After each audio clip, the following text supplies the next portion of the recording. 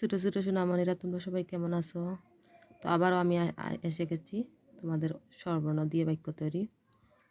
আজকে আমি এ দিয়ে একতারাটি বাজছে সুরে একটি বাক্য তৈরি করে শেখাচ্ছি তোমাদের। শুনো, এতে একতারাটি বাজছে সুরে। আবার প্রথমটা দেখো, অজগর, অ দিয়ে অজগর, অজগর ওই আসছে তেরে, আতে আম, আমটি আমি খাবো পেরে,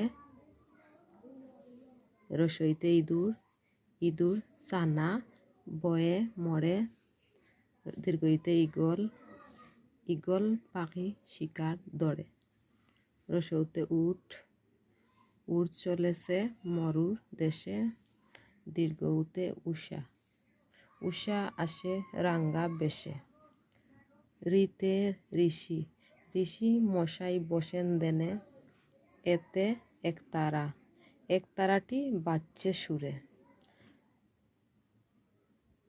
আমার ভিডিওটা অবশ্যই তোমরা শেয়ার করবে। এইভাবে তোমাদেরকে আমি সবগুলো স্বরবর্ণ দিয়ে বাক্য তৈরি শেখাবো। আমাদের মাতৃভাষা বাংলা, তাই আমরা আগে বাংলা ভাষা শিখব। ছোটো ছোটো সোনামণিরা, তোমরা সবাই কেমন আছো? তো আবারও আমি এসে গেছি তোমাদের স্বরবর্ণ দিয়ে বাক্য তৈরি। আজকে আমি এ দিয়ে একতারাটি বাজছে সুরে একটি বাক্য তৈরি করে শেখাচ্ছি তোমাদের। শুনো, এতে একতারাটি বাজছে সুরে। আবার প্রথমটা দেখো, অজগর, অ দিয়ে অজগর, অজগর ওই আসছে তেরে, আতে আম, আমটি আমি খাবো পেরে,